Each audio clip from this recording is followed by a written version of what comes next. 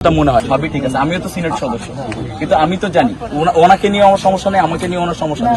আমি জাস্ট আপনাদের কাছে অনুরোধ রাখছি, ওনার কাছে অনুরোধ রাখছি, আপনাদের কাছে যে শুক্র শনি এই শুক্রবার আমাদের 1-1.5 স্টুডেন্ট আসছে মসজিদে, প্রত্যেক মসজিদেই আছে। এই সময় যদি হয়, আর আমাদের 11-12টা ডিপার্টমেন্টে পরীক্ষা, কাউকে এই অফিস টাইমে, এটা তো ঠিক না।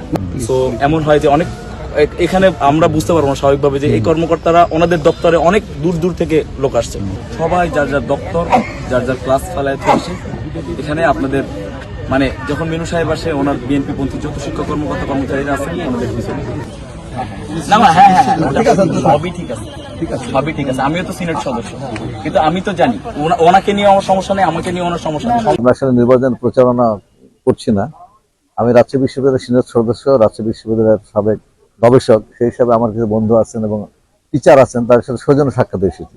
তবে এটা একজন নাগরিক হিসাবে, সচেতন নাগরিক, কোনো দল মত নির্বিশেষে সচেতন নাগরিক হিসাবে সকলেই চাই এই মানে ইনকিলাব মঞ্চের যে হাদির হত্যাকাণ্ডের দ্রুত বিচার এবং দৃষ্টান্তমূলক শাস্তি।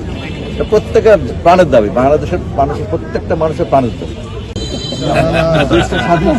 এটা তো আমরা চাই, আমরা অন করি। হ্যাঁ, শুক্রবারে আমরাও থাকবো, আপনারা যারাই আমি যত জায়গায় যাচ্ছি, হ্যাঁ ভোট এবং হ্যাঁ ভোটটা কেন দিতে হবে, কিভাবে দিতে হবে, যারা গ্রাসরুট লেভেলে তারা কিন্তু হ্যাঁ লেখাটাও লেখা আছে সেটাও জানে না।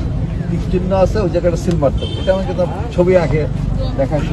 স্বতন্ত্র সবাই থাকবে, ওটা সাধারণ মানুষ থাকবে, আপনাদের ইশতেহারও তারা জানতেছে। সরকার ভাবে হচ্ছে ইনশাআল্লাহ, সরকার হয় না, তারা একটা কমিউনিটি প্ল্যাটফর্ম তৈরি করে সব দলের ইলেকট্রনিক্স মিডিয়াতে আসছে তো, এটা 2-3 জন প্রার্থী জি একসঙ্গে যদি করা যায়। হিসাব বিদ্বেষগুলো কমে যাবে।